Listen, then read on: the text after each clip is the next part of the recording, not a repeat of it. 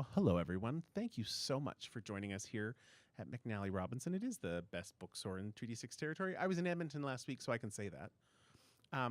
My name's Mark, and my guest tonight is our guest conductor this week, Mélanie Léonard. Mélanie, welcome back.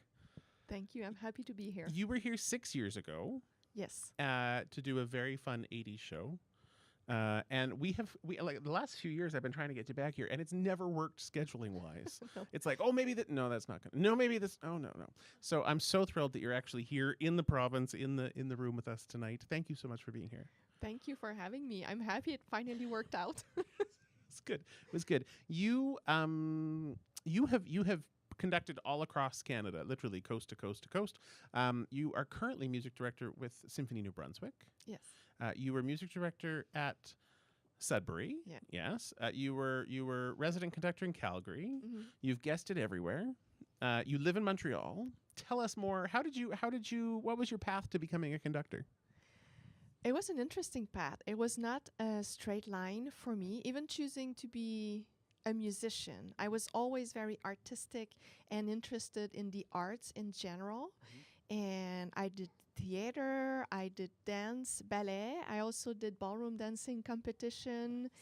And when I was in Cégep, or 2 years before university in Quebec, I went into a program called Arts and Letters, and you had to choose a major and a minor. I chose a major in visual arts and a minor in theater. But on the side, I was learning violin, taking private lessons with a teacher who was teaching at the McGill Conservatory. It doesn't exist anymore, sadly.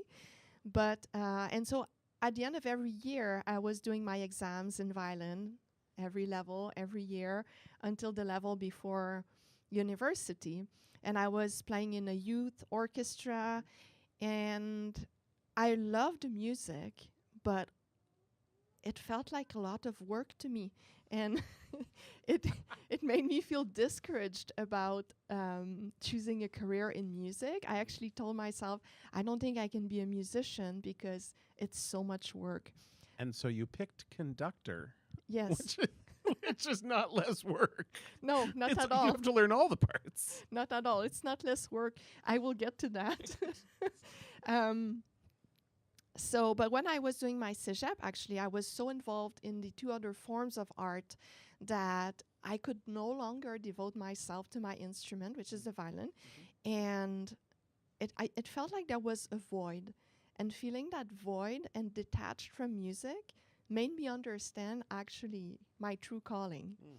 And I went back to music, and I took a year after cégep to take private lessons, catch up on some theory, music theory that I hadn't done in cégep because I was not studying in music.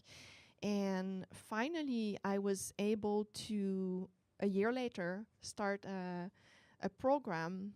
But I started in musicology, and the reason is that I had health issues the year where I had to audition, and I was not able to audition. So I started in something else thinking I'll get back to it. But in the meantime, a conducting program opened at Université de Montréal, and it sparked a reflection in me. And I was asking myself, when do I feel the most alive? And I felt the most alive when I was performing on stage. I had a lot of ideas. I liked working with the theme. I liked sharing with the audience. I liked the whole process of putting on a concert from the beginning to the end. And I actually realized that maybe I would be even happier being in a performance major, but also in a job where there's a leadership aspect, where I actually, I'm in that role of having ideas and working with the team and making it happen. And I started private lessons with the teacher at Université de Montréal. And eventually I auditioned for a master's, and I did my doctorate and auditioned in Calgary. I founded my ensemble in Montreal at the time when I was doing my doctorate, and here I am tonight speaking to you. All that journey just because you didn't want to work that hard. I feel feel like conductors just work harder. Now, I know, because I've known you for years, I know you're passionate about new music. Yes. It is one of the big driving forces in your life. You've done a lot of new music. You're about to go home to do a bunch more. What is it about new music that attracts you to it? Yeah, it resonates in me. There's in the different types of music aesthetics, I connect naturally to some more than others. I connect to new music easily. And I also, as a performer, I enjoy the challenge of it. I enjoy having to think, reconsider how I approach music. Sometimes in a score, it's going to be more evident because maybe the language or the ideas or the gestures would be more closely related to classical or even romantic music. But sometimes I have to think harder. I have to consider my technique. How am I going to approach this? So there are challenges that I find motivating and gratifying in a way, because the effort it takes me to get there, to learn it. And then it's not only to learn so you it. do like the work, is what you're Yes, saying. actually, yes. Yeah, I don't know what I was thinking back then, but I guess we change and we grow. And I do enjoy, what was I saying? I do enjoy the challenge. And the challenge is also about feeling the music, because it's easy to get caught up in the intellectual process of music and new music. And I like to learn it to a point where I can focus actually on, go beyond the technique, go beyond the intellectual effort, and really transmit the musical gesture and the emotion. And the way the emotion is expressed in a variety of ways in new music really resonates with me. Yeah, that's it. It's a different kettle of fish than other art music, and it is. Do you find that the opportunity, because often in contemporary new music, the composers are alive. You can meet them, you can know them, you can commission them, you can hear their dreams and their ideas. You can tell them this doesn't work, or this is bloody brilliant. Is that part of the connection for you? Absolutely, absolutely, it is. I think. Well, there's two main experiences, I could say, because sometimes you play a work that's been premiered before, and of course, if the composer is alive, you can still reach out to them. And I think it's wonderful to get composers' insight on their work, but also when you premiere a work, then it's really interesting because you become part of the composition in a way. They have done the work of composing and putting their heart on the paper, but then they have to let their music live through someone else's They have to lens. let go. Yeah. Yes. But, so while being respectful of their vision, I like having a conversation with them. I really care about honoring the composer's vision and what they hear, but at the same time, for it to sound sincere and to get really the emotion, it needs to also go through me as a musician. And I think it's a fascinating process musically, humanly also, to become part of something that special. And I'm also passionate actually about sharing the joy it brings me with the audience. And there's so many different aesthetics in new music, and that's the beauty of it, the variety. And there's things that gonna resonate easily with us, some music not at all. Right. And it's perfectly fine, and not everything resonates with me either. No. And so it's a whole world of discovery, new music. You also, in your spare time, which I'm not sure how you have much of that, teach at McGill. Yes. I know this firsthand because I got to speak with your class today at McGill, one of your classes at McGill. What are you teaching at McGill? Tell us what you're doing there. Yes, so it's a full-time position, not so much on top of the other one. That's fine. Not so much. But you don't like work, hard work, so that's yes, exactly. It's good. Okay, I get it. Yeah. So I just started teaching in the fall, this past fall, and I'm assistant professor in instrumental conducting. So I teach conducting and other related topics, and the director of the contemporary music ensemble. So I conduct 4 concerts of new music with the ensemble at university. And this year I was teaching a course for conductors, a mandatory course called Rehearsal Techniques, a very important aspect of conducting, obviously.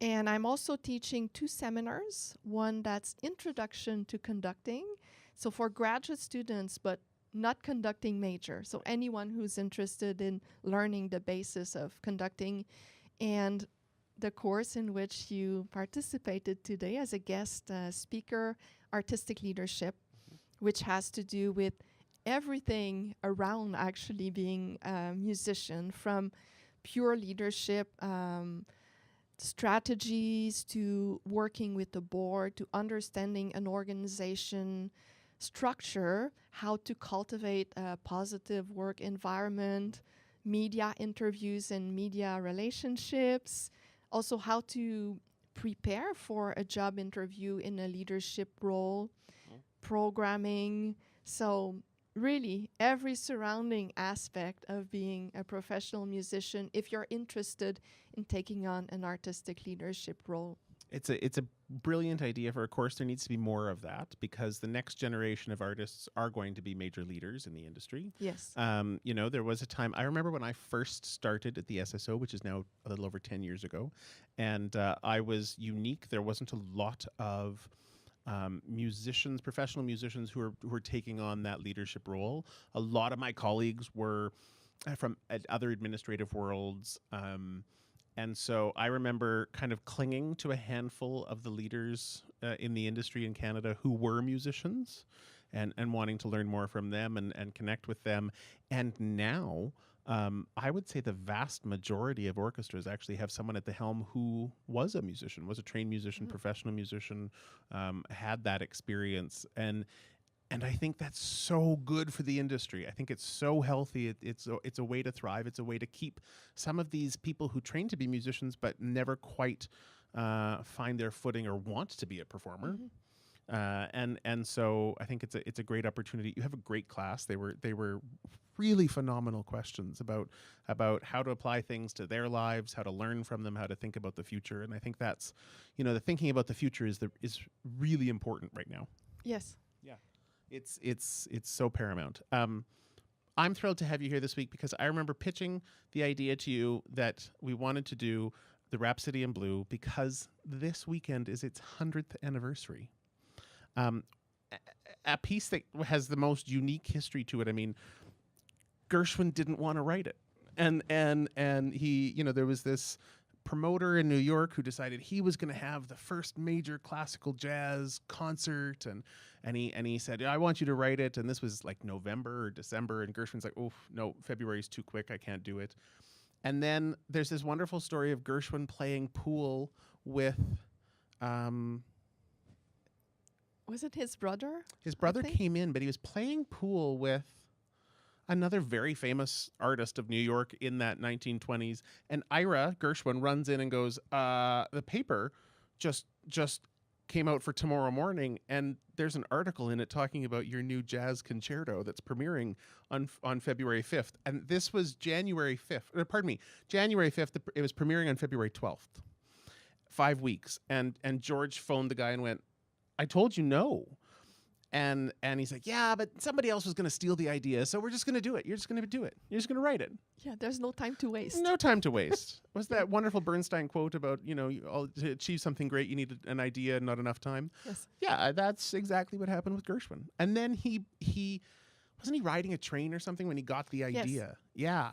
It's such a cool birth to this incredibly cool piece. Yeah. Yeah. When you are getting to conduct this piece, because it is so iconic, and there are so many iconic recordings of it, how do you make it fresh for yourself? I think it's a question of just being sincere in your interpretation. And I think that's a very interesting question.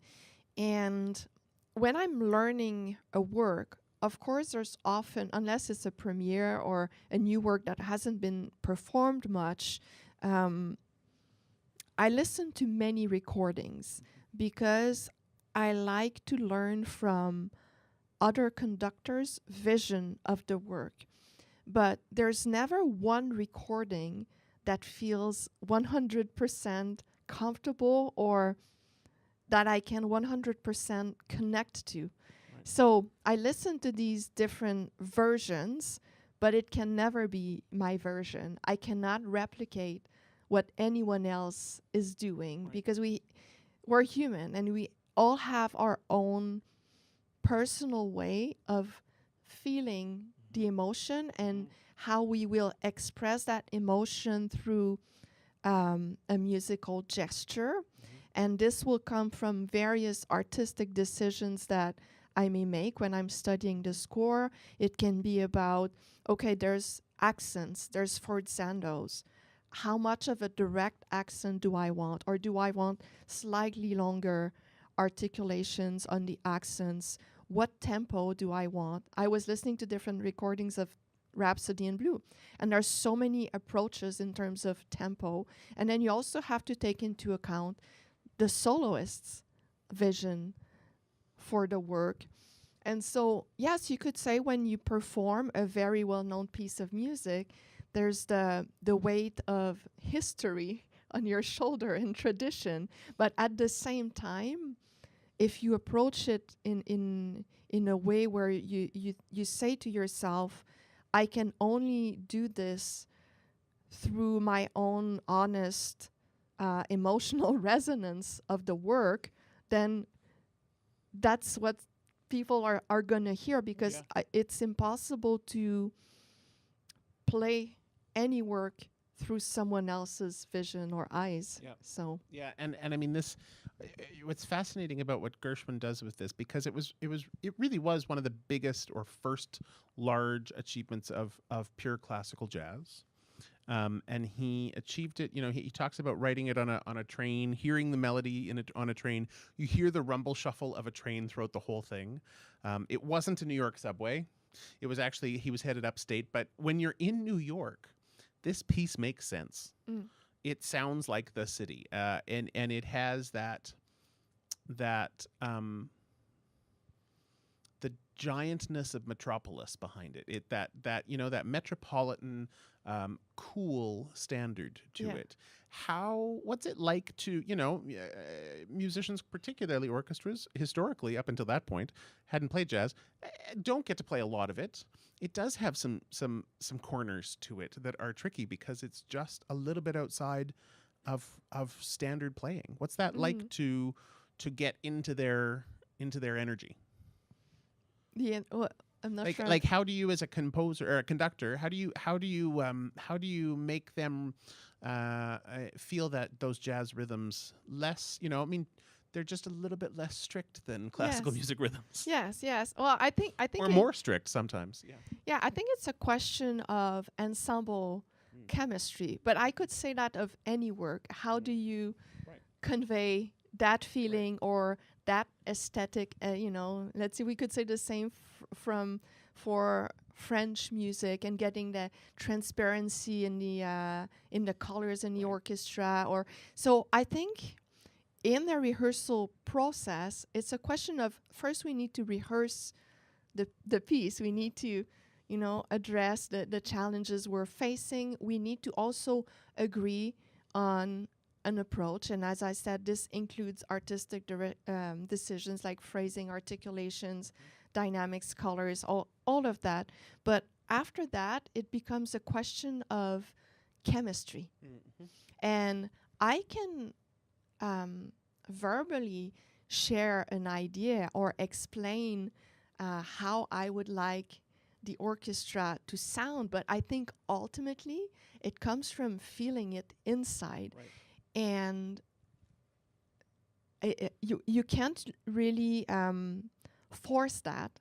So even for myself, I have to put myself into that mood. And if I'm into that mood, well, I think my body will move in a way that will transmit Right.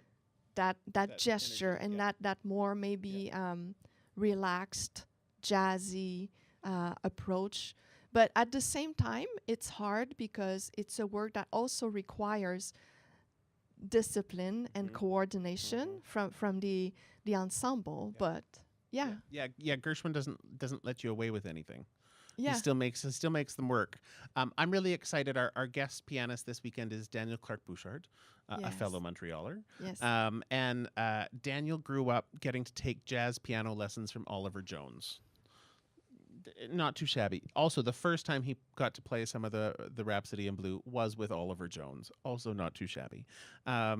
You were saying before we started this interview, the album you listen to most is Night Train by Oscar Peterson, another great Montrealer. So you're passionate and love jazz, obviously.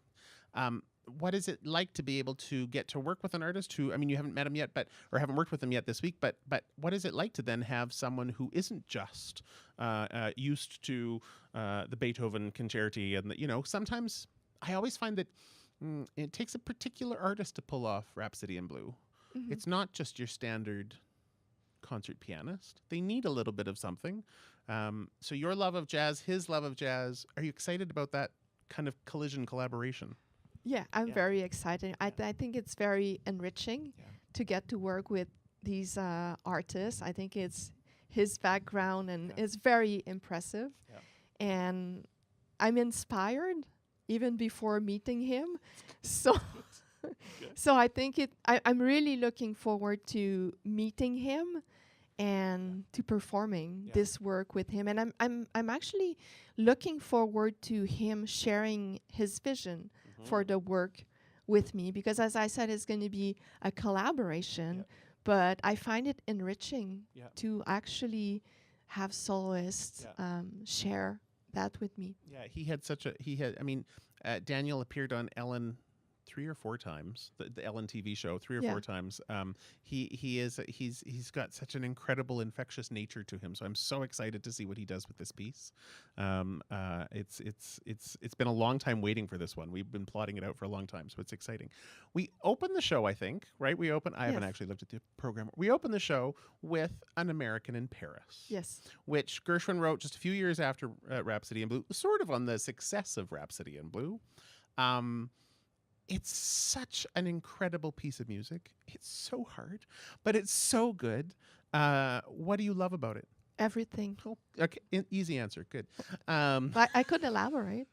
Let's elaborate. It is, it's Gershwin at his absolute best.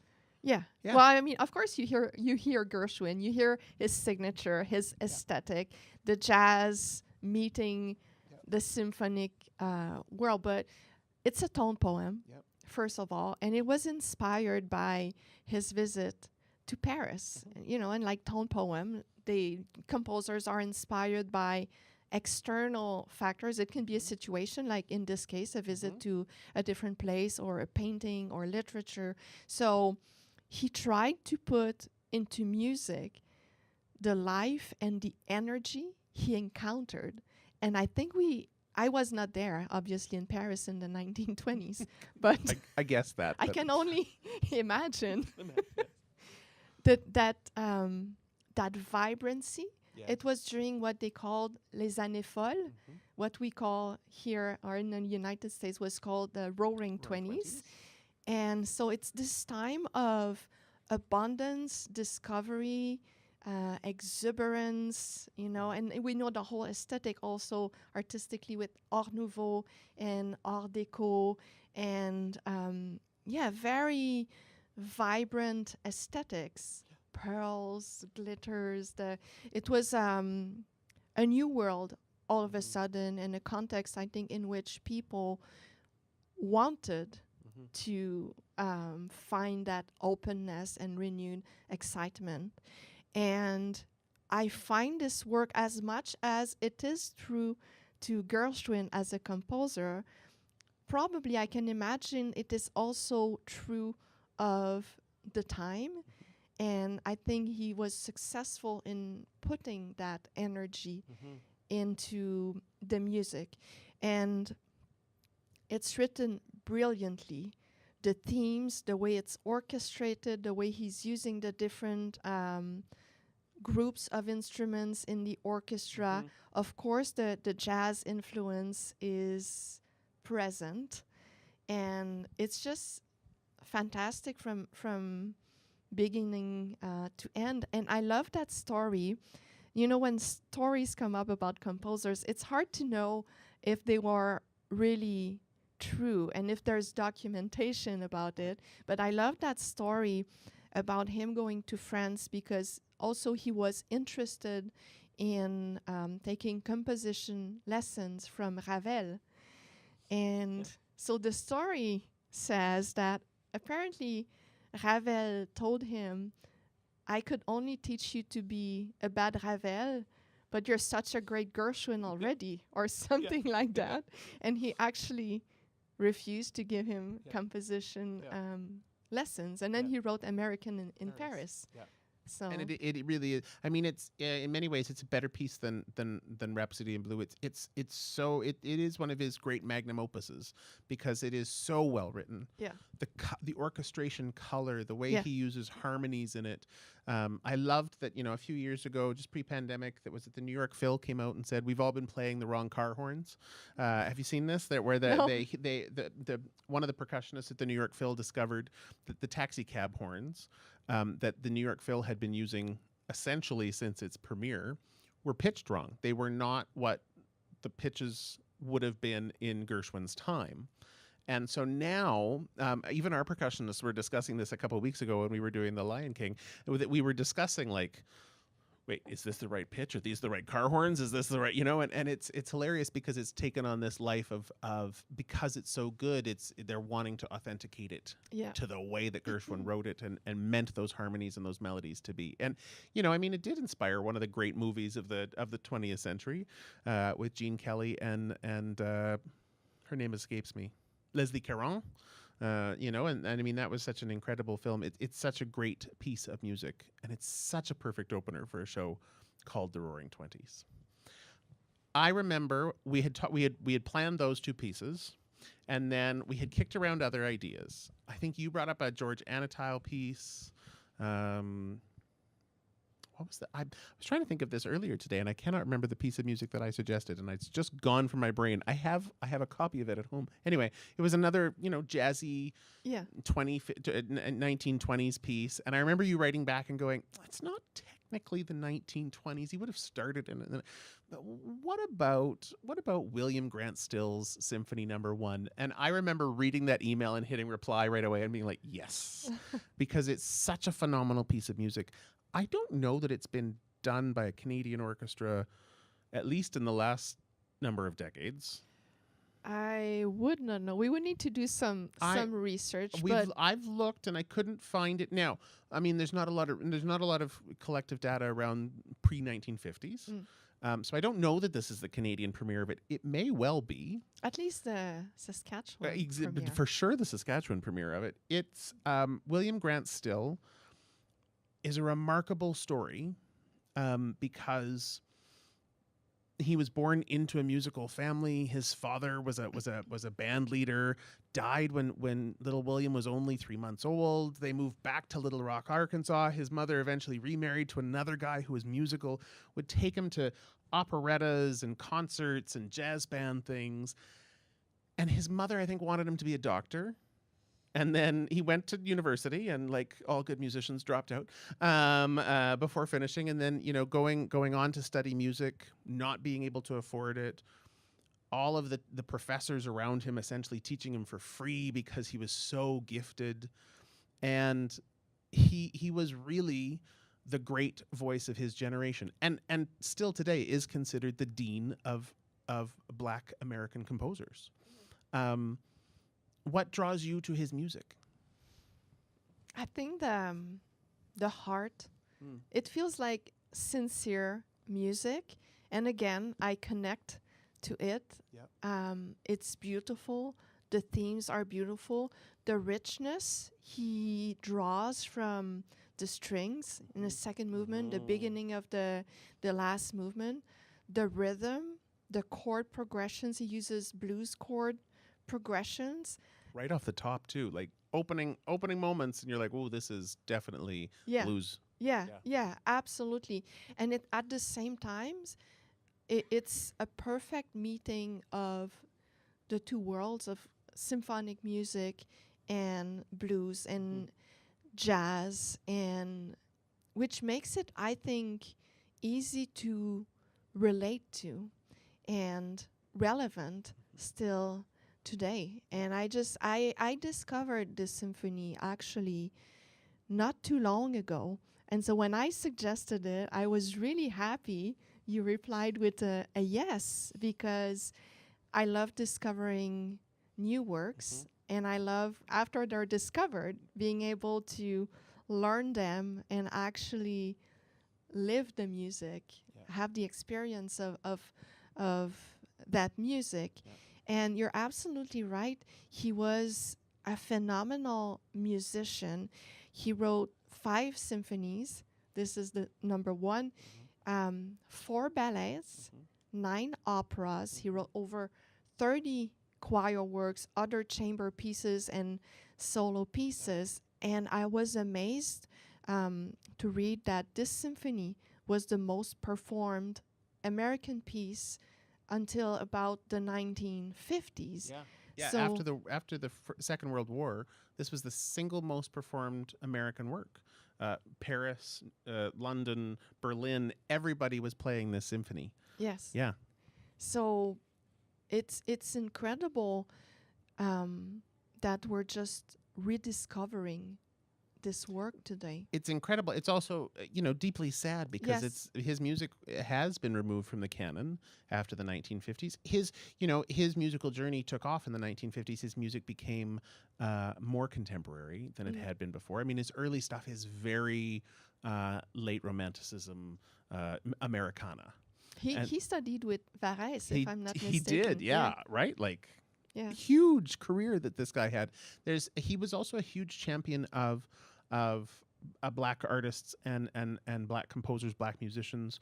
He lived in Harlem. He was part of that Harlem Renaissance. He played in like Fletcher Henderson's jazz band. He's friends with Duke Ellington. Like, he was a mover and shaker in New York at a time when New York was becoming the greatest city in the world. He wrote the theme song for the World's Fair in New York, and tragically, hilariously, ridiculously, he wasn't actually allowed to go to the pavilion where it was the theme music constantly being played unless he was going with a police escort or on Negro Day. He did the orchestration, I think, for the movie Pennies from Heaven, but he quit working with Universal because he felt that they were degrading to black people. And so he really stood up for human rights at a time when that wasn't really happening in classical music. Yeah. And so, he's such a landmark. This piece, like you said, the blues in it, if Gershwin does Broadway jazz, Still does nightclub jazz, the blues in the Deep South. Yeah. Let's go through the movements because it is 4 movements. It's phenomenal. That first movement, you do have this instant opening of jazz, sort of in the same way that you get an instant opening in the Rhapsody in Blue. Yeah, it starts with the solo, not a gliss. No. Can I do a parenthesis on that clarinet gliss in Rhapsody in Blue? Because I just learned, and I thought it was interesting, that it was not part of the original score. This was added in by the clarinetist who premiered the work, and his name escapes me. Okay. But it was, and then it became famous for that, almost.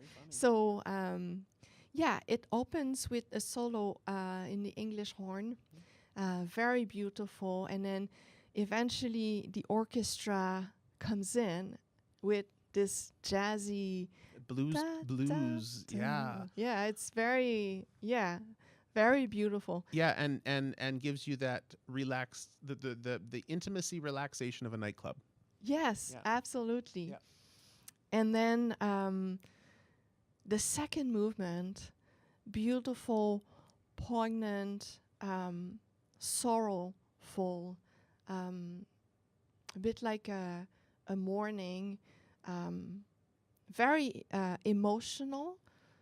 I would say at the same time outwardly emotional, but also a lot of reflective emotion and sorrow that I feel in the melody. That's my personal, how the music feels to me inside. And still very much in that blues idiom. He's using those chord colors and those textures. Yeah. And third movement is very exciting. It's an uplifting tempo, uplifting rhythm. And there's an interesting story about the third movement and kind of a relationship with Gershwin.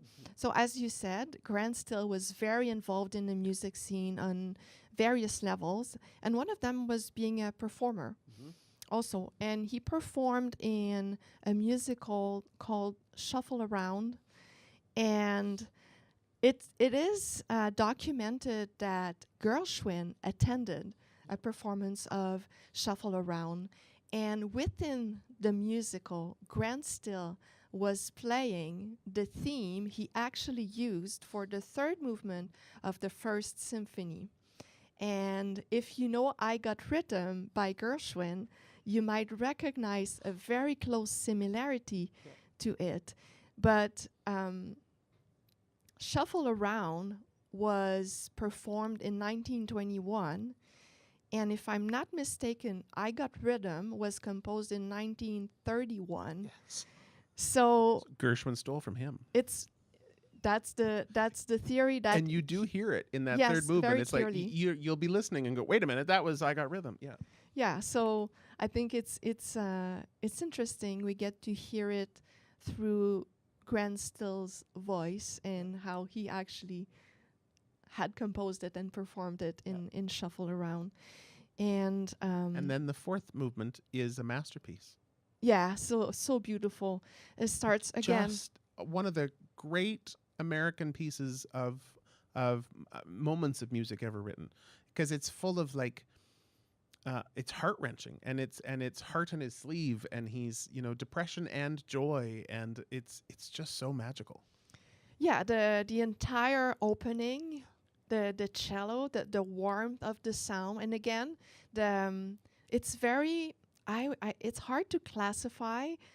Maybe we could call it lyrical blues in a way, because it's got that singing and lyrical quality that you will find in long sustained melody in symphonic works. And I love that he used the cello section, because it has such a powerful. It gives a powerful and warm voice to the theme. Yeah.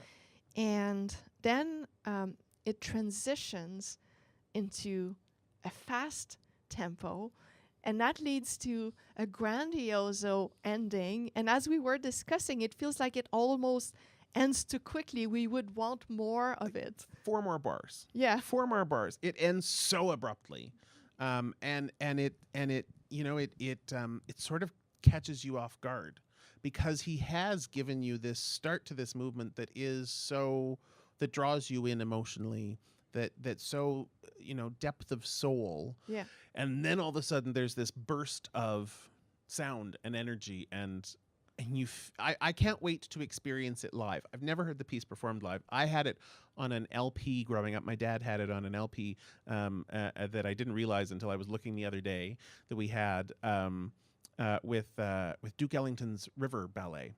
And I remember the River Ballet. I did not, until you start to listen to this, I'm like, oh my, it's just such an incredible symphonic work. There is a reason it was the most performed, most successful work of its generation. Absolutely. And throughout the concert, if I may make a comment about instrumentation, we talked about chord progressions, blues and jazz influences, but there's also the use of instruments that were associated with the jazz scene. Yes, we've seen saxophone before in Bizet, but it was not a widely used instrument in symphonic settings. And both Gershwin include saxophones and banjo. Banjo in Rhapsody in Blue, and banjo in the third movement of the of the symphony. And at the time, they would not use guitar in jazz bands. They would use banjos. So that's a clear reference also to the jazz music scene. And it adds to that sound of the 1920s, 1930s.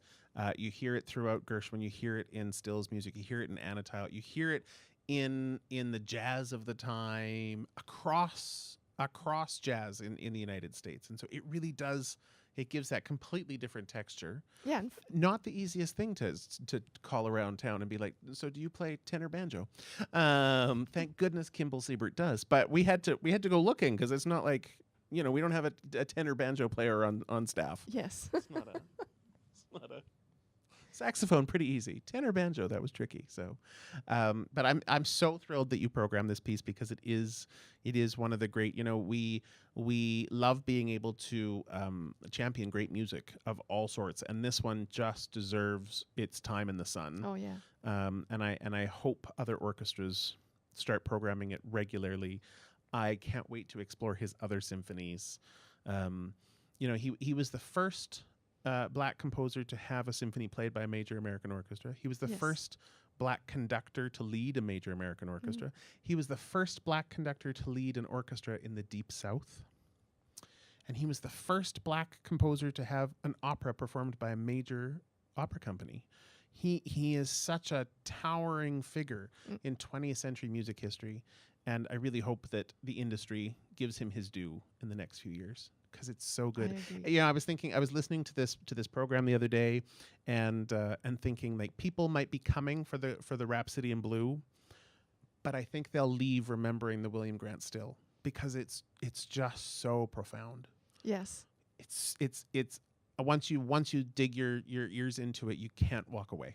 Exactly. Yeah. No, and I had this experience first discovering it, just listening to it. Right.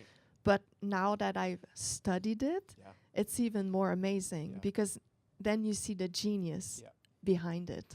Yeah, all the details. Yes, exactly. I cannot wait to have you on the podium for it this week. We're thrilled to have you back after many years of trying. Yes. We have a few minutes still for some questions. Are there any questions in the room? I've got a couple of questions from online. So, any questions in the room?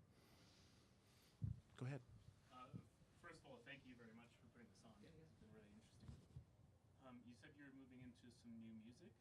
I was wondering how you go about selecting those pieces. What do you listen for, or do you have a process? So for the folks at home, his question was, you do a lot of new music. What's your process for selecting and getting into that? Yeah, well, there's a lot of research and discovery that goes into my way of programming new music, because the more I program, I guess the more knowledgeable I become about what's out there in terms of pieces that are already written, or composers that I may wish to commission a work from. And so it's a lot of work of research and listening to what others also are suggesting in their programs. That's a great way for me to discover new voices that I may not know about. And that's actually an interesting part of the journey, is discovering new things. And then when I consider the pieces, I go about the same way as I would if I program an orchestra concert, meaning that I like to tell a story. I like to have a theme or a narrative or an idea that connects the works together. So it does make sense from a narrative perspective. And then I'm trying to think about the dramatic arc of the program. What am I going to open with? What's going to be the middle piece? How am I going to finish? Because you need to think about, if you play only fast and exciting music, maybe that's overwhelming. So within that theme, you need a variety in your story. You need a change of tone. I also think about the difficulty of the pieces and how much time I will have to work on these pieces. And in new music, there's plenty of works that are extremely difficult. So I would be mindful not to put them all on the same program and be mindful of that. And yeah, I try to find themes that I think hopefully, I'm hoping will resonate with the audience and present a variety of aesthetics, because I'm passionate about people discovering these new voices and feeling excited sometimes, surprised sometimes, not so pleased sometimes, which is also part of the experience. And we were talking about that today. Art is an emotional experience, and sometimes the emotion might not be a pleasant emotion. Sometimes it is confronting, but we still feel something, which is in itself an interesting human experience. And then there are artistic experiences that we go to because we know that it will be a positive experience. But discovery brings surprises that I hope are welcome. But yeah, that's a little bit in a nutshell. There's other considerations, the size of the hall, and there's financial constraints and all sorts of other details we have to take into consideration. But from maybe an artistic point of view, that's how I approach things. Thank you very much. Yeah, thank you. Thank you, Mélanie. I'm so grateful you're here this week. I'm so grateful you put together this program. Have a fun week. Thank you. And we'll see you all at the Symphony this weekend. Thank you, Mark, Thank you. for having me. You're very and welcome. thank you for being here and joining us tonight. Awesome. Thank you.